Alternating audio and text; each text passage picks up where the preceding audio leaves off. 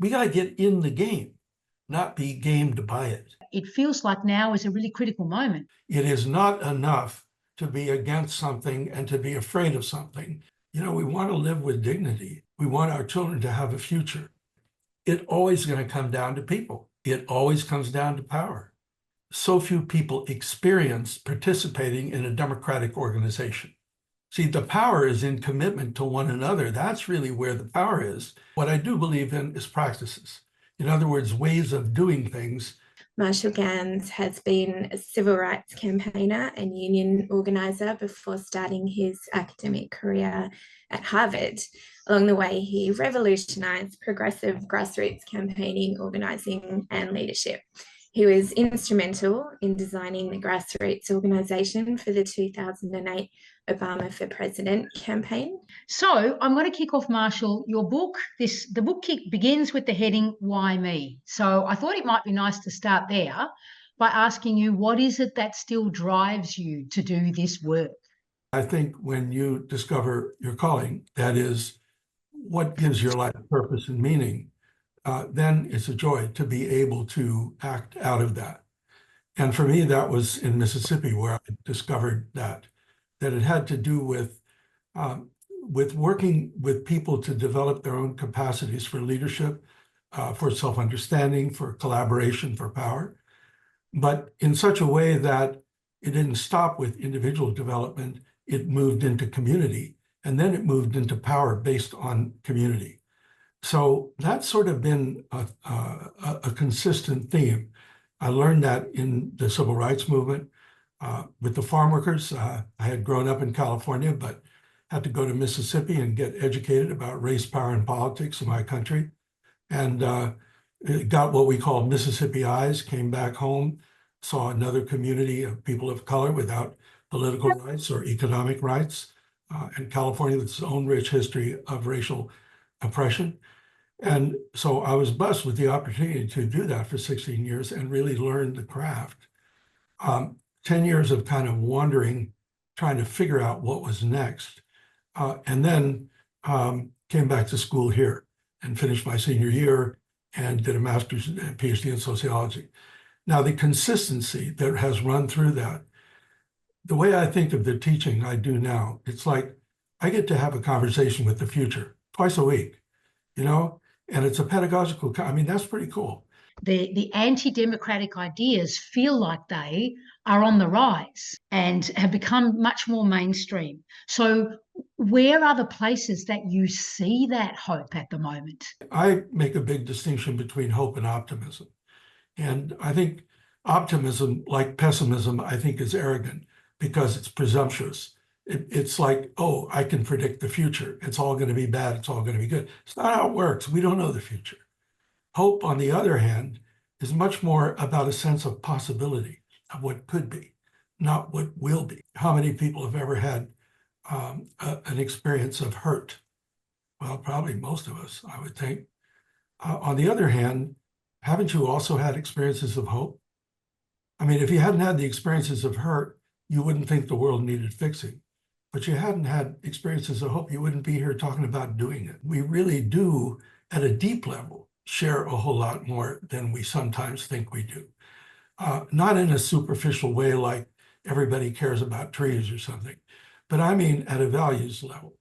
We're stuck with this archaic system of governance that is profoundly unequal and in so many different ways. And historically, about the only ways we've been able to challenge that successfully has been wars, depressions, or social movements. And social movements are a critical part of our history. Now, where's the energy? I don't know, you know, there was this 65,000 person phone call yesterday with, what was it? White dudes for Kamala. I mean, it was like, oh, okay. It's nice to have a little humor back in the Democratic Party. You know, it's a good thing. There is energy in young people. There's energy certainly in the whole women's movement globally. And I think in the United States, it is one of the most hopeful things that we have going right now.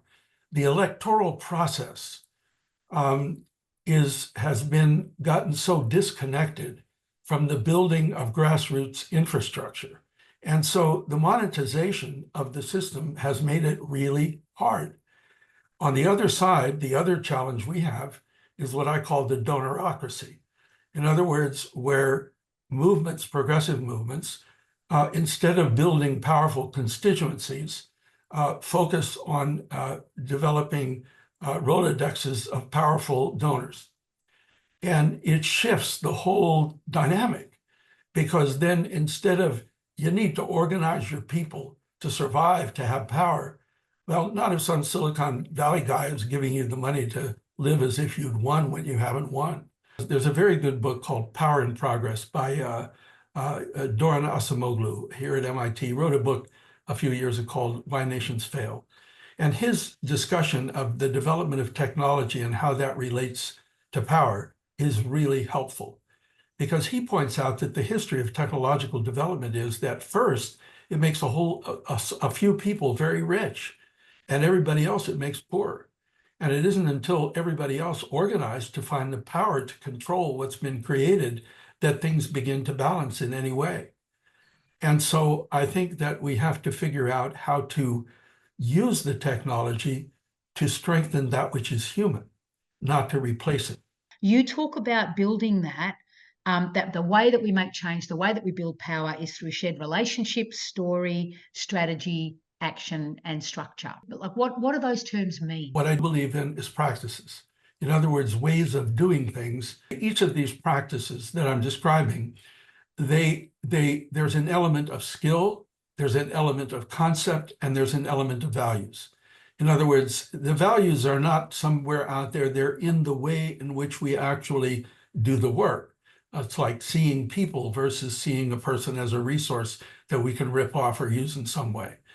So the second, and the other thing is that each of these are things everybody can do. I mean, everybody builds relationships, right? I mean, who here has had a relationship? I don't say a good relationship, but we all know what that's kind of about. And so a lot of what these practices are simply naming things that you know to do it implicitly and making it explicit so that you can develop it into a craft, into real skill, into a real practice. First of all, it's about development of leadership. It's building of collective around leadership, and it's building power from the resources of a community, of a collective. And so breaking that down into practices, the first is about relationship building. Now, I'm not talking about kinship and intimate relationships, but I am talking about civic relationships. Relationships with others rooted in shared values, rooted in commitment to common cause. So I'm talking about relationships in a real way of doing the work to connect with each other around values that we share and commitments that we make to each other. One of the confusing things about digital technology is that it sort of individuals doing this, that, but they're not connecting to each other. See, the power is in commitment to one another. That's really where the power is. The second one is storytelling. And our storytelling work is really about how to locate the emotional resources in our values that we need to confront disruptive challenges and turn them from threats into challenges. Because when we experience a change or disruption as a threat, well, it's all fight, flight. We run away. It's fear. On the other hand, if we find enough hope that we can confront it as a challenge, then we go to it. Our curiosity kicks in, and then we want to figure it out. See, that whole emotional dimension of leadership and of organizing is often just ignored, and it can't be, because we feel and we know, and they're not exactly this, but they're not the same thing. And often how we feel sets the agenda for how we use what we know, not the other way around. And so this is an element that is extremely, that's why solidarity matters, hope matters, a sense of self-worth matters, and so forth. So the narrative work is about bringing that to a communication of why we're called, what we share, not as categories, but what we share as humans who share values that we do share. Then comes strategizing, and I use the verb instead of a noun because I don't think strategy is something you have. I think it's something you do, just like storytelling, just like relationship building. And for me, the clearest definition of strategy I understand is how to turn what you have into what you need to get what you want. In other words, how to turn resources you have into the power you need to get what you want. And, if we're constantly in the David Goliath position, we don't beat Goliath by getting more armor and more swords and all that. We figure out, oh, you know what? I'm a shepherd. I can use a slingshot. That's going to do it. In other words, it's appreciating our resources that we can, with greater resourcefulness, turn into power. And on power, just one thing about, I say that word and often people don't like the word, at least around here. But in Spanish, it's poder. It just means to be able to. And I think it's intuitive, but I think we get confused about it.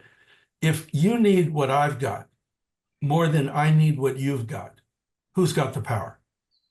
Point to me or point to yourselves. You need what I've got more than I need what you've got. Who's got the power? You reverse it, who's got the power? Yeah. See, in other words, power is not a thing you have.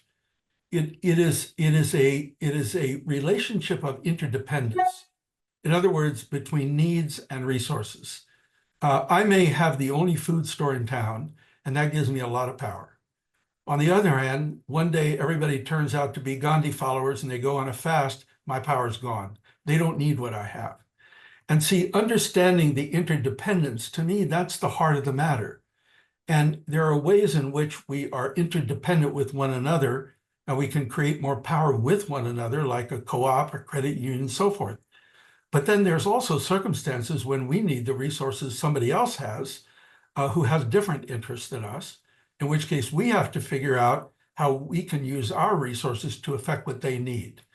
And I mean, there's a Spanish saying, al nopal no se viene a ver solo cuando tiene tuna. This is in Mexico. It means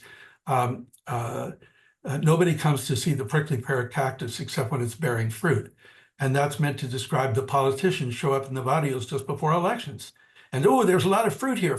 Okay, over, gone. See, we understand. So I think thinking about power much more creatively is essential. Because if we can't compensate for resources we don't have with greater resourcefulness, then we're stuck with Goliath. And I don't think we need to be stuck there. Eisenhower, after D-Day, was asked, boy, planning must have been really important. And he said, yeah, planning really is important, but plans are useless. The point being that once you get into the action, that's really where the opportunities and the obstacles and your capacity to creatively engage that strategically. Then is action, and I'll just say about action, it's understanding the difference between a vote in a ballot box and not, a person at a meeting or not, money in the coffer or not. In other words, it's being really clear and honest about what is actually happening. When I was trained in organizing, I was told if you can't count it, it didn't happen. And I thought, well, it's all about numbers. No, what it meant was that if I don't know how many people came to that meeting and why they came and why the others didn't come and why so-and-so did better than the other, well, then the data I need to learn to get better is not there.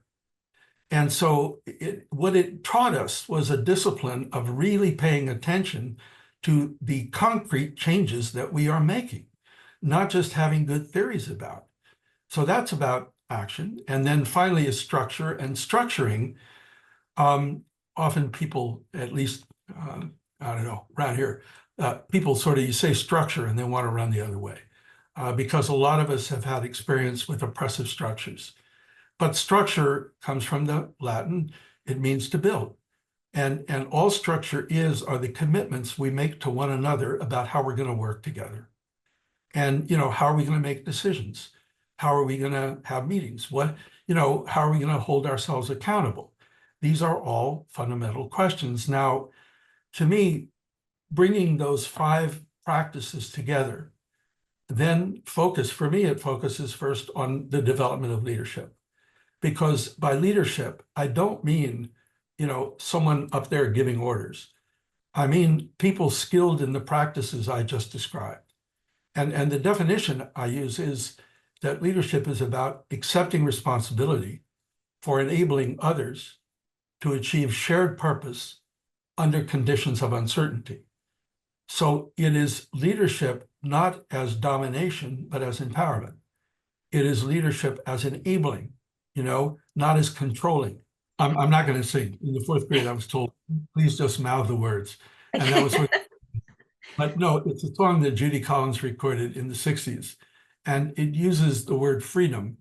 The civil rights movement never called itself the civil rights movement. It called itself the freedom movement. It's a much bigger word. It's a much more powerful word. It's a much more meaningful word. And her song goes, freedom doesn't come like a bird on the wing, doesn't fall down like the summer rain. Freedom's a hard-won thing. You got to work for it. You got to fight for it day and night for it. And every generation has to win it again. Pass it on to your children, brother. Pass it on to your children, sister. They have to work for it. They have to fight for it day and night for it. And every generation has to win it again. Pass it on to your children.